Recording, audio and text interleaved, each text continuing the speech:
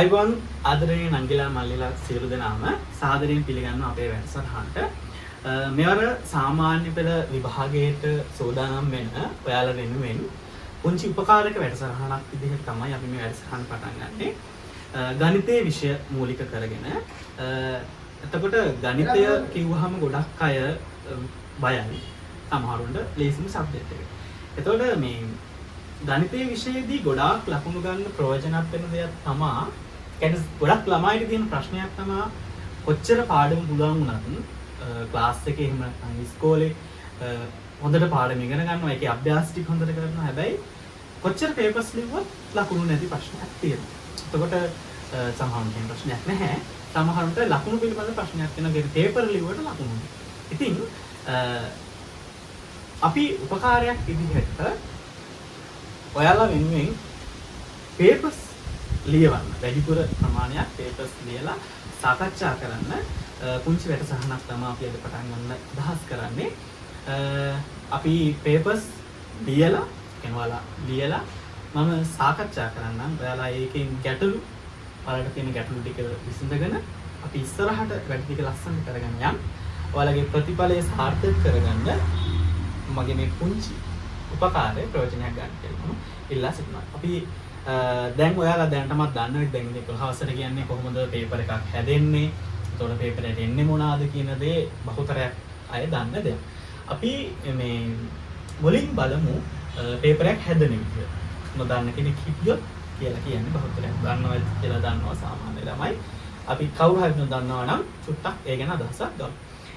පේපරේ ගත්තාම පේපරේ ප්‍රධාන පේපර්ස් දෙකක් තියෙනවා. එක පත්‍රය කියලා පැය දෙකක පේපරයක් තියෙනවා. දෙක පත්‍රය කියලා පැය තුනක පේපරයක් තියෙනවා. එතකොට එක පත්‍රයේ එන්නේ කෙටි ප්‍රශ්න 25ක්. ඒ කෙටි ප්‍රශ්න 25ය.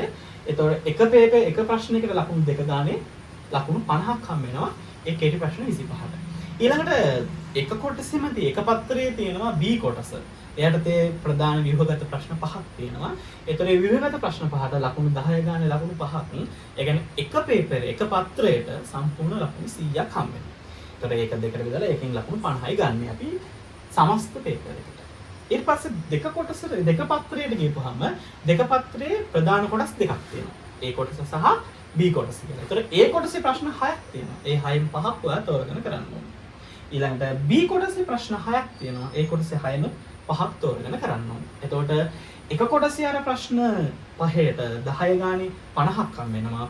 එතකොට B කොටසේ ප්‍රශ්න 5ට 10 ගානේ 50ක් හම් වෙනවා. එතකොට දෙවෙනි පත්‍රයටත් සම්පූර්ණ වාට ලකුණු 100ක් හම් වෙනවා.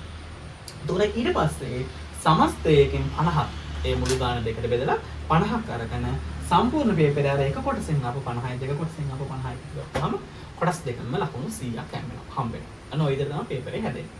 හරිද? ඒතර අපි දැන් මේ වැඩසටහනින් බලාපොරොත්තු වෙන්නේ සම්පූර්ණ පේපර් සාකච්ඡා කරන්න. ඉතින් දෙක කොටසට අදාළ සියලුම පේපර්ස් ටික සාකච්ඡා කරන්න. එතකොට දැන් ගණිතයේදී විශේෂත්වයක් තියෙන්නේ තියරි දන්නේ නැතුව පේපර්ස් කරලා වැඩකුත් නැහැ. පේපර්ස් කරලා තියරි නොදැන ඉඳලා වැඩකුත් නැහැ. ඒ කියන්නේ තියරි ටික දැනගන්නවා වගේම පේපර්ස් කරන්නත් ඕන. කියන්නේ තියරි දන්න පමණින් පේපරේ ලකුණු හැදෙන්නේ නැහැ. හැබැයි පේපර්ස් කරපු පමණින් තියරි අල්ලගන්නත් බෑ. ඒ නිසා දෙක බැලන්ස් එක යන්න ඕනේ. ඉතින් මම දැන් හිතනවා ඔයාලා දැනට අනිත් ක්ලාස් එකේ ළමයි අනිත් කට්ටිය කොහෙන් හරි කොයි ස්කෝලෙන් නැත්නම් අනතර පන්තිකින් කොහොම හරි තියරි ටික කවර් කරගනි කියලා අපි මම මේ වැඩසටහන ඔස්සේ ඔයාලට පේපර්ස් ටික අපි එකතු වෙලා ලස්සන පේපර්ස් ටික සාකච්ඡා කරගෙන පේපර්ස් වල උත්තර ලියලා ඒ වැඩසටහන කරගන්න යමු. හරිද? එතකොට අද සාකච්ඡා කරන්න බලාපොරොත්තු වෙන්නේ දැනටමත් ඔයාලා ප්‍රශ්න පත්‍රය ලියලා අතේ තියාගෙන නැති කියලා මම හිතනවා. ප්‍රශ්න පත්‍රය ගන්න. එහෙනම් අපි මේ අද සාකච්ඡා කරන්නේ බස්නාහිර පළාත් දෙවෙනි වාර පරීක්ෂණයට අදාළ 2018 ප්‍රශ්න පත්‍රයේ ඔයාලා ලියලා රතු පෑනක් අතට අරගෙන දැන් මාත් එක්කම මම සාකච්ඡා කරලා තියෙන ගැටලු ටිකට මේ ඔයාලගෙන් නිවැරදි කරගන්න. හරි. පළවෙනි ප්‍රශ්නේ තියෙනවා වාර්ෂික වටිනාකම රුපියල් 60000ක් ලෙස ටැක්සේරු කර ඇති නිවසක් සඳහා වාර්ෂිකව රුපියල් 2400ක් කාර්තුවක්කට ගෙවන්න ඕනලු. හරිද? ඒ කියන්නේ යාගේ වාර්ෂික වරිපණම් මේ ටැක්සේරු වටිනාකම රුපියල් 60000යි. ඒතර රුපියල් 60000ට එයා 2400ක් ගෙවන්න ඕන වරිපණම්ද? කාර්තුව ගන්න. හරි. ඒතර දැන් ඔයාලා දන්නවා කාර්තුවක් කියන්නේ මොකක්ද? වරිපණම් බදු කියන එක දන්නවනේ. පළාත් පාලන ආයතනයක් විසින් සපයන විවිධ සේවාවන් වෙනුවෙන් අය කරන ලබන බද්දක්. වරිපණම් බදු කියලා. ඒත් වරිපණම් බදු මුදල පාදක වෙන්නේ කවුද? 탁සේරු වටනාකම. 탁සේරු වටනාකම මත තමයි වරිපණම් යම් කිසි ප්‍රතිශතයක් 탁සේරු වටනාකමේ වරිපණම් විදිහට ගෙවන්නේ. එතකොට මේ ගෙවන්න වෙන මුදල වරිපණම් බද්ද ඒක අපිට එකපාරම දෙන්න ඕනේ නැහැ. ඒ කියන්නේ පුළුවන් නම් දෙන්න පුළුවන්. ඒකේ පොඩි පහසුකමක් දීලා තියෙනවා කාර්තු වශයෙන්. ඒ කියන්නේ හරියට කාර්තු කියන්නේ වාරික වගේ. ඒ කියන්නේ අපිට පුළුවන් ඒ වාර්ෂික වරිපණම් බදු මුදල වාරික 4කින් දෙන්න. ඒක ඒ වාරිකයකට විශේෂයෙන් නමක් කියනවා කාර්තුව කියලා. වෙන දෙයක් නෙමෙයි. හරිද? ඒතර ඒ වාරික 4කින් දෙන්න පුළුවන්. ඒකට කියනවා අපි කාර්තුවක් කියලා. ඉතින් හරි සරලයි. අවුරුද්දකටම 2400යි නම් කාර්තුවකට ඒකෙන් 4න් බංගුවක්. ඒ කියන්නේ කාර්තුවකට දෙන්න ඕනේ රුපියල් 600. හරිද? ඊළඟට දෙවෙනි ප්‍රශ්නේ කියනවා පෘෂ්ඨ වර්ගඵලය 1188ක් වූ සිලින්ඩරයක වක්ෂ පෘෂ්ඨ වර්ගඵලය 880 වර්ග සෙන්ටිමීටර් පතුලේ වර්ගඵලය. හරි. මොකද්ද මේ කතා කරන්නේ සිලින්ඩරයක් ගැන නේද? එතකොට සිලින්ඩරයක් අහම සිලින්ඩරයේ මේක කතා කරන්නේ පෘෂ්ඨ වර්ගඵලය. සිලින්ඩරයට තියෙන පෘෂ්ඨ මොනවද කියන්නේ? ඔයාලා දැන් හිතා කියන්නේ. එතකොට සිලින්ඩරයක තියෙන පෘෂ්ඨ මොනවාද? එතකොට සිලින්ඩරයකට තියෙනවා ප්‍රධාන පෘෂ්ඨ 3ක්. මොනවද? දැන් සිලින්ඩරයක් කොහොමද ගත්තොත් මේකේ පෘෂ්ඨ ටික තමයි වෘත්ත දෙකක් තියෙනවා. මේ වක්‍ර පෘෂ්ඨය අපි මොකක් විදිහටද ගන්න? දැන් මේ පේපරෙන් අපි හිතමු මේක සිලින්ඩරේ නම් මේ උඩ වෘත්තේ මේ යට වෘත්තේ. එතකොට මේ වක්‍ර පෘෂ්ඨය එක තැනකින් මේ ඍජු උසකින් කැපුවොත් මේක මොකක් වෙනවද අපි ඍජු කෝණාශ්‍රයක්. එතකොට මේකේ අරයාර මේකේ අරයාර මේ උස මේ සිලින්ඩරේ මෙහෙම තිබ්බ එකනේ මම මෙහෙම කැපුවේ. එතකොට මේ සිලින්ඩරේ උසට තමයි අපි කවුරු කියන්නේද? h කියන්නේ. එතකොට මේ වෘත්තය වටේ දිග තමයි මේ දිග උනේ. ඒ වෘත්තයක වටේ දිග වල දන්නවද? 2πr 2πr. එතකොට මෙයාගේ වර්ගඵලය අපිට පුළුවන් πr වර්ග, මෙයාගේ වර්ගඵලය පුළුවන් πr වර්ග, මෙයාගේ වර්ගඵලය 2πr. ඔය ටික ඔයාලට මනසින් නම් ඉක්මනට ගල ගන්න පුළුවන්. දැන් මේවට සූත්‍ර කටපාඩම් කරන්නම නෙමෙයි. එතන ගොඩාක් වෙලාවට තර්කයෙන් ගණන් හදන්න උත්සාහ කරන්න. එතකොට අර සූත්‍ර මතකුණා ප්‍රශ්නයක් නෑ. හරි.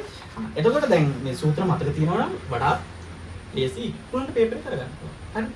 එතකොට 2πr තමයි වක්‍ර පෘෂ්ඨයේ වර්ගඵලය විදියට එන්නේ. දැන් මේක කියන්නේ මොකක්ද ගන්න දීලා තියෙන්නේ? පෘෂ්ඨ වර්ගඵලය දීලා තියෙනවා. 1188. සිලින්ඩරයක වක්‍ර පෘෂ්ඨ වර්ගඵලය කීයද? 880ක් වේ නම් එහි පෘෂ්ඨ පතුලේ වර්ගඵලය අහන්න. ඒ කියන්නේ මේ එක වෘත්තයක වර්ගඵලයනේ. ඒ කියන්නේ මෙන්න මේ පතුලේ වර්ගඵලය නේද අහන්න. එතකොට හිතන්න දැන් මේ මුළු පෘෂ්ඨ වර්ගඵලය අපිට දීලා තියෙනවා. මේකේ මුළු පෘෂ්ඨ වර්ගඵලය කීයද? 1188යි. 1188යි. එතකොට මේ පතුලේ වර්ගඵලය අපි දන්නේ x කියලා ගමු. මෙයාගේ වර්ගඵලය අපි දන්නවද? නෑ x. එතකොට මෙයාගේ වර්ගඵලය සමානද සමානද? පතුලයි තියනයි දෙකම සමානයි. එහෙනම් මෙයාටත් මට දාන්න පුළුවන් x කියලා. එතකොට මෙයාගේ වර්ගඵලය අපිට කෙලින්ම දීලා තියෙනවා යාර. වක්‍ර පෘෂ්ඨ වර්ගඵලය කීයයි කියලා කියලා දාන්න. 880. පැහැදිලිද? එතකොට දැන් ඔයාට පුළුවන් මේ ආවම හිටින් ඒතර කොහොමද එන්නේ? 1188න් අඩු කරනවා 880ක්. එතකොට එනවා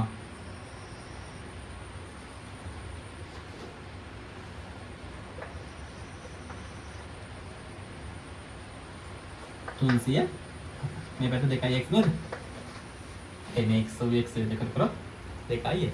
එතකොට දෙපැත්ත දෙකෙන් බෙදලා ඔයාලට පුළුවන් ගන්න x සමානයි කීයද? 154යි වර්ග සෙන්ටිමීටර.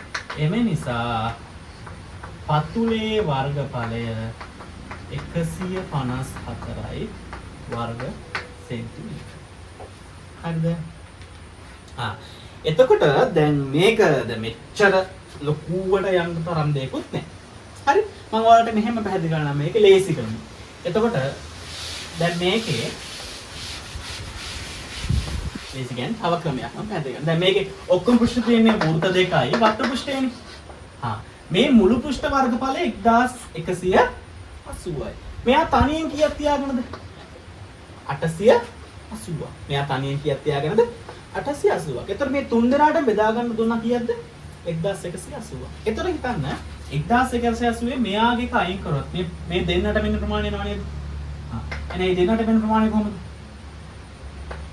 1180න් අඩු කරනවා 880.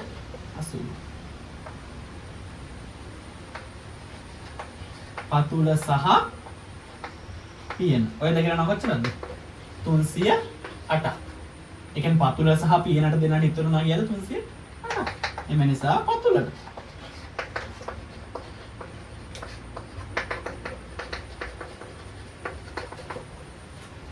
මේ තුන් දෙනාට බෙදා ගන්න දුන්නා කියද්ද 1180. ඒ මුළු පෘෂ්ඨ වර්ගඵලෙනි කිව්වේ. එතකොට මෙයා තනියෙන් තියාගෙන 880. මේ දෙන්නටම ඉතුරු වෙන්නේ කියන 308. එහෙනම් එක්කෙන්ට ඉතුරු වෙන්නේ 154. එතන මෙතන අල්ල ගන්න පතුලයි පියනයි දෙකම සර්ව සමයි. හරිද? හරි හොඳයි. ඊළඟට තුන්වෙනි ප්‍රශ්නේ බලන්න. 3 6 12 ගුණෝත්තර ශ්‍රේණිය 8 වෙනි පදේ. ගුණෝත්තර ශ්‍රේණිය කියන්නේ මොකක්ද කියලා දන්නව නේද ඔයාලා? මොකක්ද ගුණෝත්තර ශ්‍රේණිය කියන්නේ?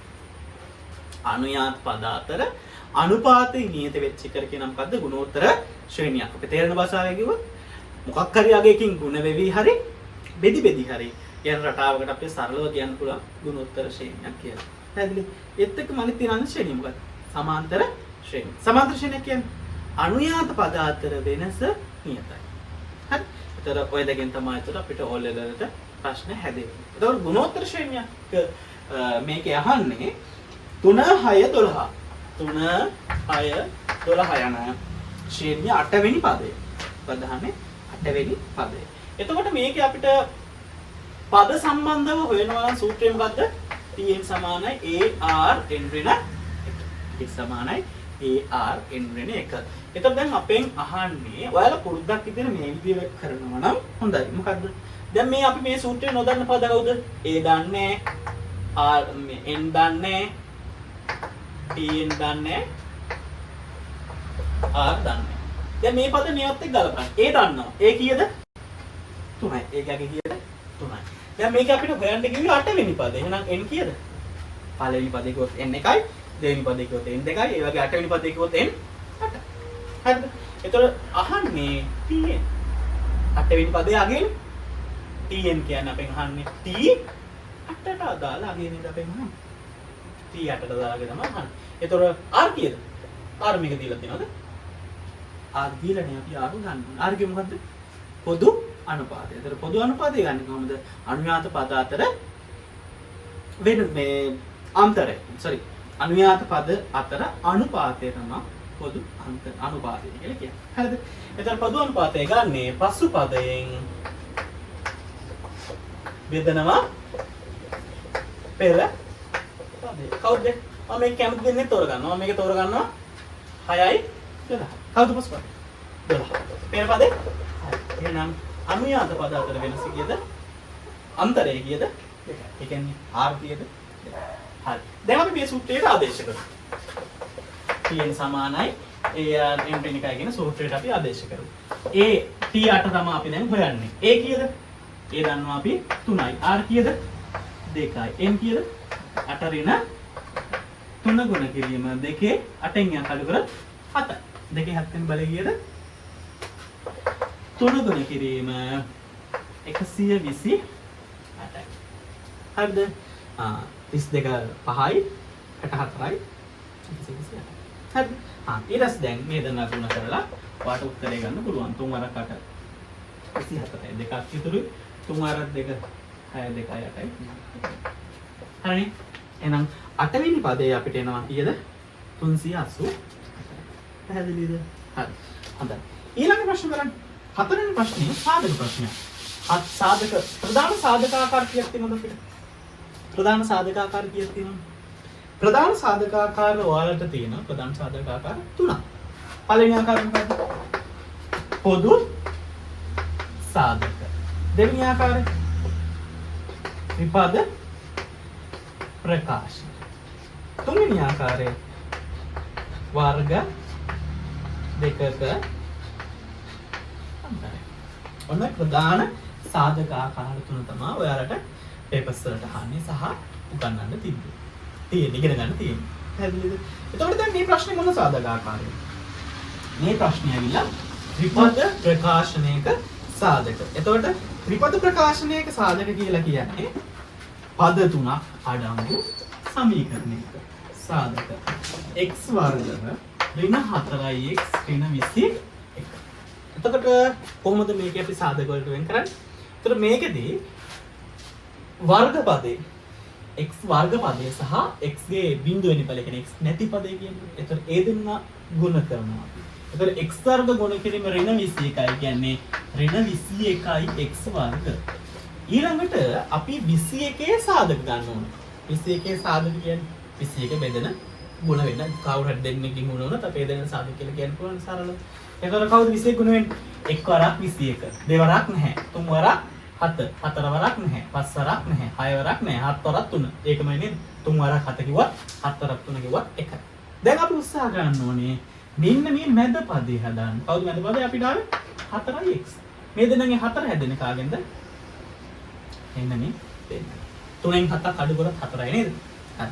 අන්න එහෙනම් අපි තෝරගන්නවා මෙයාව. ඒ කියන්නේ මෙයාටත් x වෙනවා මෙයාටත් x වෙනවා. අයියේ. දැන් මේක ප්‍රධානම පොයින්ට් දෙක. එකක් තමයි ගුණිතයෙන් මෙයා එන්නත් ඕනේ. ගුණිතයෙන් මෙයා එන්නත් ඕනේ. එකතුවෙන් හරි අන්තරයෙන් හරි මෙන්න මෙයාගේ මැද පදේ හැදෙන්නත් ඕනේ. ඔන්න ඔය අවස්ථා දෙකම තෘප්ත වෙනවා නම් තමයි අපි මේ සාධකේ ගලපන්නේ. දැන් හිතන්න. එකතුවෙන් හරි අඩු කරලා හරි මෙයා එන්න නම් මේ දෙන්න එකතු වෙන්න එකතු තුනක් හරියද? නෑ මේ දෙන්න අඩු වෙන්න ඕනේ. ඇයි? 7න් 3ක් අඩු වුණොත් නේ 4 එන්නේ. මේ දෙන්න අඩු වෙන්න නම් කවදාවත් මේ දෙන්නගේ ලකුණු දෙක සමාන වෙන්න පුළුවන්ද? ලකුණු සමාන නම් අනිවාර්යයෙන් එකතු වෙලා යාලගේ ලකුණ නෙන්නේ. එහෙනම් මේ දෙන්න ලකුණු දෙක සමාන වෙන්න බෑ. එතකොට අසමාන වෙනවා. එක්කෝ මේක එන්න පුළුවන් මෙහෙම. 3x 7x මෙයා ධන මෙයා ඍණ. නැත්තම් එන්න පුළුවන් මෙයා ඍණ මෙයා ධන. දැන් මේ දෙන්න කවුද ගලපෙන්නේ? මේ දෙන්න කවුද ගලපෙන්නේ? මේකේ උත්තරය වෙනවා. මේකේ උත්තරය වෙන්නේ කවුද? ඍණ 4x. මේකේ උත්තරේ ධන 4. ඇයි? මේ දෙන්න අඩු වෙනවා. ලකුණු දෙක සමානයි. 7න් 4ක් අඩු කරොත් 3යි. සර් 7න් 3ක් අඩු කරොත් 4යි. ලොක්ක ඍණ එහෙනම් උත්තර ලකුණ ඍණ. මේකේ මේ දෙන්නට ලකුණු දෙක අසමානයි. එහෙනම් අඩු වෙනවා. එහෙනම් 4යි. හැබැයි ලොක්ක ධන එහෙනම් උත්තර ලකුණ පැහැදිලිද? එතනදී එහෙනම් මෙතන ඍණ ලොක්ක ඍණ නම් අපි මේ ලොකු එක්කෙනා ඍණ කරලා පොඩි එක්කෙනා ධන කරනවා. පැහැදිලි? එතකොට බලනවා හරියට ප්‍රශ්නයක් වෙනවද කියලා. කොහොමද 3 වරක් 7 21යි x වර්ග ධනයි ඍණ. අන්න දෙපැත්තෙන් බැලසි. මැද පදෙත් එනවා ගුණිතයෙන් මේ පදෙත් එනවා. පැහැදිලි? ඒ නිසා දැන් අපි බයිනද මෙයාගෙන් වැඩි කරගෙන x වර්ග ධන 3x ඍණ 7x ඍණ 21. කවුද මේ දෙන්නගෙන් සාධක ගන්නවා? මේ දෙන්නගෙන් පොදුයි කවුද? x. මෙයා ගාවත් x කෙනෙක් ඉන්නවා මෙයා ගාවත් x කෙනෙක් ඉන්නවා. එහෙම නැත්නම් මෙයාත් x ගෙන් බෙදනවා මෙයාත් x ගෙන් බෙදනවා. මේ දෙන්න කට්ටිය නම් සාධක කියලා ගන්න. දැන් x වර්ගෙන් x ගියපුවාම x යක් ඉදිරිය 3x ගෙන් x ගත්තාම කවුද උනේ? 3. දැන් ඊළඟට මේ දෙන්න. ඍණ මේ දෙන්න කවුද පොදු? මෙයාත් 7ෙන් බෙදෙනවා මෙයාත් 7ෙන් බෙදෙනවා. මෙයා ගාව x තිබ්බට මෙයා ගාව x නැහැ. ඒ නිසා අපි x සාධකයක් විතර ගන්න. දැන් ඒ නිසා මෙතන කවුද 7 ගන්නවා අපි. එතකොට 7යි x කියන ඍණ 7 ඍණ 7ෙන් බෙදුනොත් 1යි x. එක කියන්නේ නැහැ සාමාන්‍යයෙන්. ඍණයි ඍණයි ධන 21 7ෙන් බෙදුනොත් 3. අන්න දැන් 3යි x ධන x ධන 3 සාධකයක්. x ධන 3 ගත්තා මෙතනින් හිතුණා x මෙතනින් හිතුණා ඍණ. අන්න අපි සාධක වලට වෙන් කරා. පැහැදිලිද? මේකට අපි කියනවා ත්‍රිපද ප්‍රකාශනයක සාධක කියලා. හරි. ඊළඟට පස්වෙනි ප්‍රශ්නේ. පස්වෙනි ප්‍රශ්නේ අහනවා මෙන්න මෙහෙම එකක්. ABC AB පාදයේ සමානයිලු කාටද? AC පාදයට. මේ දත්ත ටිකක් දීලා තියෙනවා. AB පාදයේ සමානයිලු AC. මෙයා x මෙයා 70යි කියලා තියෙන්නේ. එතකොට අපිට කොහොමද ගන්නේ? මූලික ත්‍රිකෝණ ටික මතකද? දැන් මේ ගාන ත්‍රිකෝණ ජ්‍යාමිතිය ගණන් කරද්දී එක පාඩමකින් විතරක් නෙමෙයි පාඩම් කීපයක එකතු වෙනවා. එතකොට ප්‍රධානම ත්‍රිකෝණාශ්‍රිත මේ වැදගත් වෙන මොකද සරල රේඛාවක් මේ ත්‍රිකෝණ එකතු 180යි.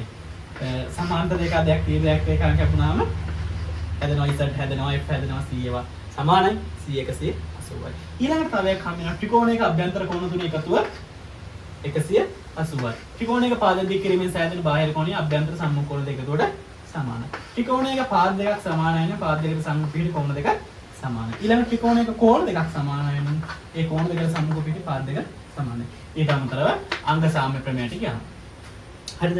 ඔන්න ඔය ටික ඔයාලා ජ්‍යාමිතිය ගණන් කරද්දී මෙන්න මේ විදිහට ප්‍රධාන ජ්‍යාමිතිය ත්‍රිකෝණාශ්‍රිත ගණනක් આવත් ත්‍රිකෝණ වල ප්‍රධාන ජ්‍යාමිතිය ක්‍රමයට ටික ඔළුවට ගන්න. හරිද? ඊට පස්සේ හදන්න ලේසියි මේක. දැන් ත්‍රිකෝණයක අභ්‍යන්තර කෝණ ඔයාලට බැලුම් පේනවා මේකේ මේ පාදයට මේ පාදය සමානයි. එතන ක්‍රමයක් තියෙන සමද්විපාර්ශ්වික ක්‍රමයක් මතකද?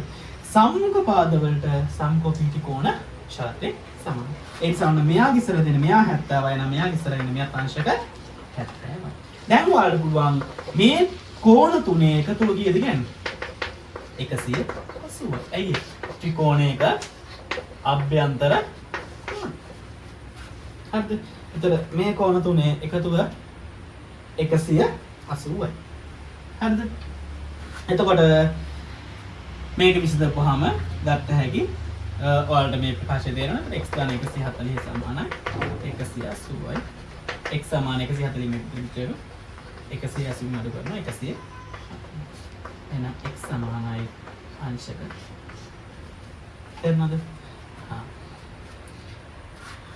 හරි එතකොට මේකේ ඔයාලට ඕනනම් මේ විදිහට ලියන්න කැමති කෙනෙක් මේ විදිහට ලියලා හදන්න පුළුවන් හරිද එතකොට එහෙම නැත්නම් හිතන්න පුළුවන් මේ තුන් දෙනාට බෙදා ගන්න කීයක් දෙනවද මේ තුන් දෙනාට බෙදා ගන්න කීයක් දෙනවද 180 ත්‍රිකෝණය අභ්‍යන්තර කෝණ 180නේ ඒ කියන්නේ මේ තුන් දෙනාට බෙදා ගන්න 180 දෙනවා දැනට මෙයා 70ක් තියාගන්න මෙයා 70ක් තියාගන්න ඒ දෙන තනියෙන් කීයක් තියාගන්නද 140යි ඉතින් කෙලිම x ඉතුරුනේ නේද කෙලිම x ඉතුරු වෙනවා 180 න් අර දෙන්න 140ක් තියාගත්තා කියලා කිව්වහම කෙලිම x කීයක් දෙනවද පැහැදිලිද?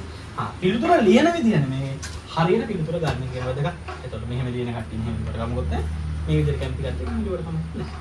හරිද? කොහොමද උත්තරේ ගන්න ඕන? කොහොම හරි කියලා එකපාර උත්තර ලියන්න යන්න එපා. හරිද? බැරි වෙලා ක්‍රමයට ලකුණක් කියලා උත්තර ලකුණක් ආවොත් ලකුණක් අඩු වෙන්න තියෙන ඉත. ඒ නිසා පුළුවන් තරම් ක්‍රමයක් ලියන්න උත්සාහ කරන්න. හරි. ඊළඟට 6 වෙනි එක. 6 වෙනි ප්‍රශ්නේ බලන්න. 6 වෙනි ප්‍රශ්නේ කියනවා කිසියම් කාර්යයකින් හරි අඩක් නිම කිරීමට මිනිසුන් 5 දෙනෙකුට දින 4ක් ගන්න වෙනවා. මේ මිනිස් දින ගණන. මිනිසුන් ගන්න ගුණ කිරීම දින ගණන සමානයි මිනිස් මතකයි. එතකොට මේකේ මිනිසුන් 5 දෙනෙකුට දින 4ක් ගත වෙනවා. යම් වැඩක් නම කරන්නේ මිනිසුන් 5 දෙනෙකුට දින 4ක් ගත වෙනවා. ඒ කියන්නේ මේ දෙන ගුණ කරපුවා මුළු වැඩේ මිනිස් දින 5 4 20. මුළු වැඩේ මේ 20 කියන්නේ. නෑ හරියට ගන්න කියලා. කිසියම් කාර්යයක් අඩක් නිම කිරීම. කිසියම් කාර්යකින් අඩක්. ඒ කියන්නේ භාගයක්. මිනිසුන් 5 දෙනාට දෙන 4ක්. එහෙනම් සම්පූර්ණ එකට මිනිස් දින කීයද? සම්පූර්ණ කියන්නේ මේක භාගයක් නම් සම්පූර්ණ කීයද? ඒ නිසා මුළු වැඩේ 20 2. මේ ඇවිල්ලා භාගයක්. එහෙනම් සම්පූර්ණ කියන්නේ මිනිස් දින 4. හරිද? ඊළඟට 7 වෙනි ප්‍රශ්නේ. 7 වෙනි ප්‍රශ්නේ සුළු කිරීමක් තියෙනවා. හරිම ලේසියි. මේකේදී තෝර කරන්නේ අපි මේ බෙදීම ගුණ කිරීම කරලා උඩට මනා ගන්න පුළුවන්. උඩට මාරු කරන්න. x උඩට යනවා 4y යනවා. එතකොට මේ y ට y යනවා. එතකොට මෙතන ඉතුරු උඩ ඉතුරුනවා x 3 4 මෙච්චරයි තමයි මේ ප්‍රශ්නේ උත්තරේ. හරි. ඊළඟට බලන්න අපි 8 වෙනි ප්‍රශ්නේ A B O හා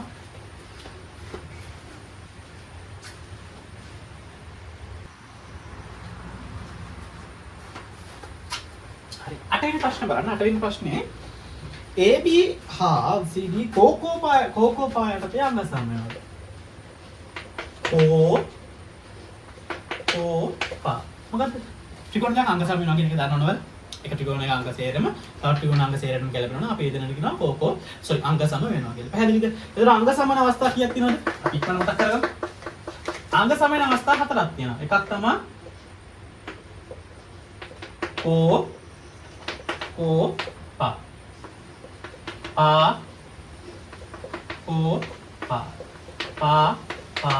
පා හරන ඔන්න අවස්ථා හතරනේ තේපලයක් ත්‍රිකෝණ දෙකක් අංග සම වෙන්නේ. එතකොට කෝකෝ පායටද අංග සම වෙනවා කියන එක තේරුම් ගන්න. ත්‍රිකෝණයක කෝණ දෙකකුයි පාදයක්. තවත් ත්‍රිකෝණයක කෝණ දෙකකට සහ අනුරූප පාදයක. කොහරි පාදයක් නෙමෙයි අනුරූප පාදයකට සමාන වෙන්න ඕනේ. ඊළඟට පාකෝ පායට කියන්නේ ත්‍රිකෝණයක කෝණ දෙකක් සහ ඒ දෙන්න මැද පාදය. මැද කෝණය. පාද දෙකකුයි ඒ දෙන්න මෙන්න මේ මැද කෝණය. තවත් ත්‍රිකෝණයක ඒ විදිහට පාද දෙකකුයි මැද කෝණයට සමානයි නම් ඒ ත්‍රිකෝණ දෙක පාපෝපායට අංග සම වෙනවා. පාපාපා කියන්නේ ත්‍රිකෝණ තුනක එක ත්‍රිකෝණයක පාද තුනක් තවත් ත්‍රිකෝණයක පාද තුනක් සමානයි. ඒ දෙන්න පාපායට අංග සමයි. හැදෙන්නේ කර්ණ භාගයන් ඍජුකෝණ ත්‍රිකෝණයක කර්ණයේ සහ තවත් පාදයක්. තවත් ඍජුකෝණ ත්‍රිකෝණයකට කර්ණයකට සහ පාදයකට සමාන නම් ඒ දෙන්න කර්ණ පායටේ අංග සමයි කියලා කියවන තකයි. දැන් එතකොට මේක අපිට කියන්නේ මේ ගානේ කෝකෝ පායටේ අංග සම වෙනවා. මොකක් ඇත්තේද? කෝකෝ පාය. ඒ කියන්නේ කෝණ දෙකකුයි පාදයක්. සහ තවත් ත්‍රිකෝණයක කෝණ දෙකක් සහ පාදයක්. දැන් මේක කතා කරන්නේ ABO ත්‍රිකෝණයයි COD ත්‍රිකෝණයයි ගැන. හරිද? එතකොට දැන් මේ දෙන්නගේ කොහොමද අපි කෝකෝ පායටේ අංග සම කරන්න ගලපන්නේ? දැන් මේක දීලා තියෙනවා AB සමානයි CD. AB සමානයි CD. ඊළඟට කියනවා ABO මෙන්න මෙයා සමාන ආකාරයටද? තව මොකක්ද ඕන? කෝකෝ පා කෝණයක් නේද වෙන්න ඕන. හරි? එතන සමාන වෙන කෝණය කවුද? හේතුකුත් එක්ක. පේනවද? මොකද්ද? මෙයාලට පේන්නේ නැද්ද? මෙන්න මේ කෝණය සමානයි. එයි ප්‍රතිම කෝණ වලින් සමාන නැද්ද? ඒ වගේම පාදයට අනුරූප නැද්ද? මේකේ මේ ත්‍රිකෝණ ඉස්සරහා පාදේ මේ කෝණයට ඉස්සරහා පාදේ වෙන පාදෙත් ලක්ෂණ අනුරූප පාදේ වෙනවා. හරි? එහෙනම් අපිට මේකේ ඉතුරු අංගය වෙන්නේ කවුද?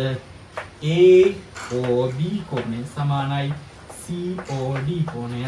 හේතුව ප්‍රතිමුඛ කෝණ. හරි? ඊළඟට බලන්න නවවෙනි ප්‍රශ්නේ කියනවා. දල රූපයක් සැදුමි ප්‍රිස්මයක්. ත්‍රිකෝණ හරස්කඩක් සහිත ඍජු ප්‍රිස්මයක්. එතකොට මේකේ තියෙන පෘෂ්ඨ මොනවාද? මේකේ තියෙන පෘෂ්ඨ මොනවාද? හරි ලේසි. මේකේ ප්‍රධාන පෘෂ්ඨ 6ක් තියෙනවා. 5ක් තියෙනවා. එක සමාන ත්‍රිකෝණ දෙකක් තියෙනවා. ඊළඟට ඍජු කෝණාශ්‍ර 3ක් තියෙනවා. මේ සයිස් එක එන්නේ නඩු වෙනවා නෙමෙයි. හරිද? එක සමාන ඍජු කෝණාශ්‍ර 3ක් තියෙනවා. එතකොට මෙන්න මේ පෘෂ්ඨ පහෙන් කැමති පෘෂ්ඨ වර්ග දෙකක්. එකිනෙකට වෙනස්. දැන් මේ දෙන්නම ලියලා හරිනවද? නෑ මේ දෙන්නම එකිනෙකට සමාන. එහෙනම් එකිනෙකට වෙනස් කිව්වොත් අපිට මුහුණත ත්‍රිකෝණාකාර මුහුණත හැර. ඒ කියන්නේ ත්‍රිකෝණාකාර මුහුණත වෙන්න බෑ. හරිද? ත්‍රිකෝණාකාර මුහුණත හැර. ඒතකොට තව මුහුණත් කීයක් තියෙනවද? 3ක්. එතකොට මේ මුහුණත් තුන සර්ව සමද? ත්‍රිකෝණ දෙක සර්ව සමද? ඔව්. ත්‍රිකෝණ දෙක සර්ව සම. ඒ කියන්නේ මේ ත්‍රිකෝණෙ මේ පැත්තේ තියෙන්නේ. ඒකනේ ඒකාකාර ප්‍රිස්ම ඍජු ප්‍රිස්ම කියන්නේ. කියන්නේ එන්න සයිස් එක පොඩි වෙනවා. කියන්නේ එන්න හොම් වෙනවද? නෑ. පටන් ගත්ත විතරම තමයි එතන ඒකාකාරීව තියෙනවා. ඒ නිසා හරස්කඩ වෙනස් වෙන්නේ නෑ. ඒ කියන්නේ මේ දෙන්න සර්ව සමයි. හැබැයි මේ තුන් දෙනා සර්ව සමද? මේ තුන් දෙනාගේ පල්ල වෙනස් වෙනවා. දිග එකයි. මේ තුන් දෙනාගේ දිග මෙයාගේ 6යි. එතකොට කෝයේ පෘෂ්ඨ තුන. මේ පතුලේ ඉන්න ඕන එක ඍජු කෝණාශ්‍රය. මම එයා වඳින්න. පතුලේ ඍජු කෝණාශ්‍රය කවුද? එතකොට පතුලේ ඍජු කෝණාශ්‍රය වෙනවා. පතුලේ ඍජු කෝණාශ්‍රය මේ පළල කීයද? පළල සෙන්ටිමීටර් 3ක්. දිග පළල දිග සෙන්ටිමීටර් 6යි. ඔන්න එක මොහොතක්. ඊළඟට අනිත් මොහොත අපිට ගන්න හැකි මම මේ පැත්තෙන් තියෙන මේ වහලේ වගේ තියෙන අන්න ඒ පෘෂ්ඨය ගත්තොත් එහෙම මේකේ පළල අපිට ගන්න දීලා තියෙනවා 5 සෙන්ටිමීටර්. දිග කීයද දීලා තියෙන්නේ? 6 සෙන්ටිමීටර්. ඔන්න ඒකේ වෙනස් මොහොතක් අපිට නිකන් බැරුණා. හරි.